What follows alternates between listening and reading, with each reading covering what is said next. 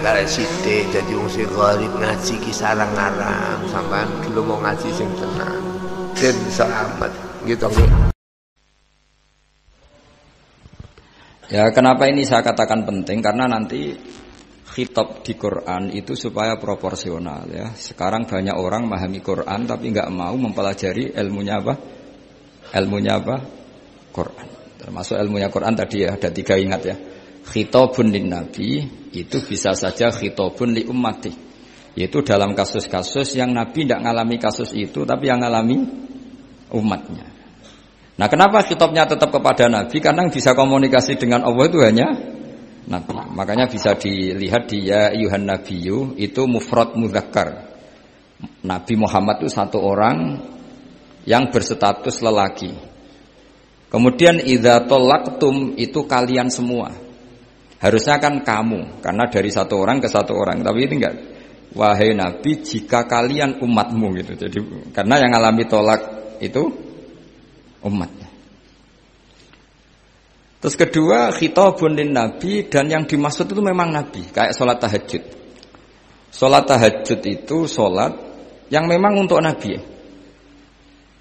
Karena tahajud yang menjadikan punya hak syafaat itu hanya Nabi. Sehingga ngendikane ulama, Nabi itu wajib tahajud, tapi kalau umatnya hanya sunat tahajud.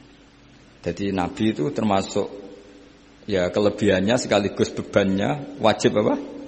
Tahajud. Tapi bagi umatnya sunat. Kenapa? Karena Nabi ingin sekali punya hak syafaat. Kemudian sama Allah diberi instruksi, diberi syarat wa minal laili fatahajjat bihi nafilatal lak asa ayyab'atsaka rabbuka maqama mahmuda. Muhammad, kalau malam kamu harus tahajud supaya kamu nanti diberi hak syafaat. Itu kalau umatnya tahajud nggak boleh sampai diteruskan ayat-ayat ayat asuka karena kamu itu tidak punya hak syafaat. Disyafaati saja tidak mesti. Tapi Nabi harus tahajud supaya punya hak apa? Dan perlu dicatat syafaat itu hadisnya sahih semua, di Bukhari ada, di Muslim ada. Cuma orang berlebihan cara menolak syafaat atau mengimani syafaat. Ada yang berlebihan ngimani sampai tidak pernah ngamal baik, mentang-mentang nanti dapat syafaatnya Kanjeng Nabi. Ada yang nggak percaya syafaat.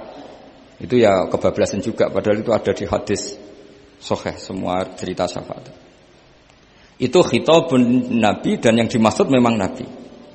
Sehingga umatnya tidak wajib tahajud tapi Nabi wajib tahajud.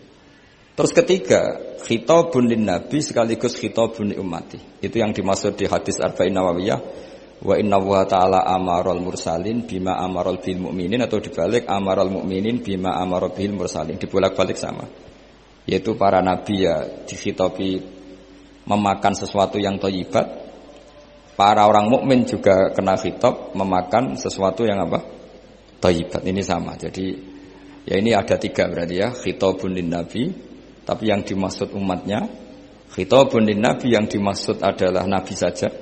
Terus ketiga, khitabun lin nabi yang dimaksud plus umatnya. Nah, kajian seperti ini penting. Karena kesalahan Khawarij itu satu kelompok ekstrim yang tidak mengikuti Sayyidina Ali, juga gak mengikuti Sayyidina Muawiyah.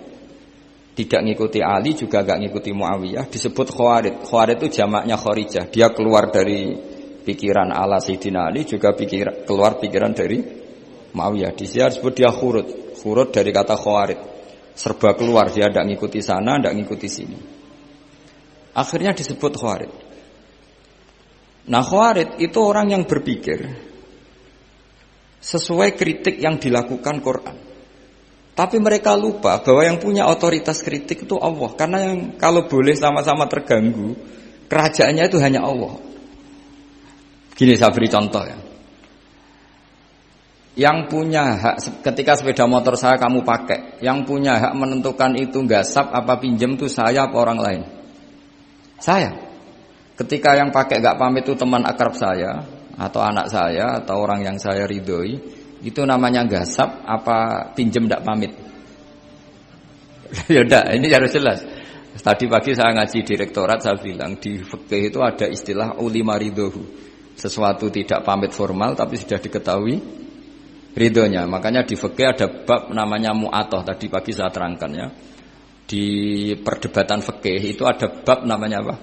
Mu'atoh. Mu'atoh dari kata ato yu'ati, mu'atotan, saling transaksi yang non verbal tapi maklum.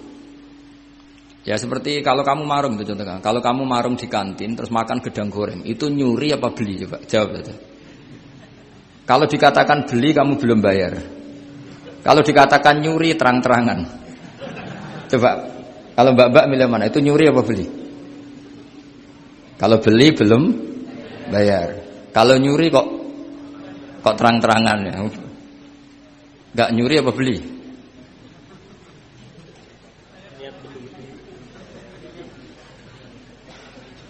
Jadi ada gedang goreng di warung, kamu datang langsung makan, ada kerupuk dimakan, ada telur asin dimakan. Itu nyuri apa beli? Nah, itu kalau orang fikih dibabkan kitabul bai'il mu'atoh, akad beli lewat jalur mu'atoh. Menurut Imam Abu Hanifah seperti itu dikatakan beliau pakai dalil al-adat muhakamah, bahwa adat itu berposisi seperti hukum. Karena posisi di warung, maka ngambil di situ dianggap memulai akad jual beli. Tapi karena ini sesuatu yang potensi masalah, Imam Syafi'i mengatakan itu enggak baik, enggak sah. Karena nanti kalau asumsi kamu gedang goreng itu 1.000, ternyata diregani 5.000 kan mangkel. Nah itu resikonya di situ, ya kan? Tapi kalau misalnya itu dikatakan, makanya Imam Syafi'i mengatakan itu profesional. Itu namanya ghormu. Ketika Anda bayar 5.000, itu namanya tebusan kesalahan. Jadi Imam Syafi'i melihat itu tidak jual beli, tapi tebusan kesalahan. Sehingga kalau saya jadi hakim, misalnya pembeli bilang, asumsi saya 1.000 Gus. Terus kata baek, kata penjual, enggak Gus itu tak jual 5.000. Saya harus memenangkan baek. Memenangkan siapa? Penjual, karena penjual adalah pemilik gedang goreng itu, dan posisi yang makan adalah perusak barang orang lain. Gitu. Sehingga dimenangkan penjual, ya dimenangkan penjual. Kenapa dimenangkan? Karena cara berpikir fikih, karena dia yang punya otoritas itu, punya otoritas kepemilikan. Itu dalam fikih madzhab apa? Syafi'i. Itu penting dalam analogi surga dan neraka. Orang khawarij itu kalau ada orang dosa, itu dikatakan sudah tidak Islam lagi, dia sudah keluar dari Islam. Orang dosa itu wajib disiksa oleh Allah. Mereka bilangnya ya wajib.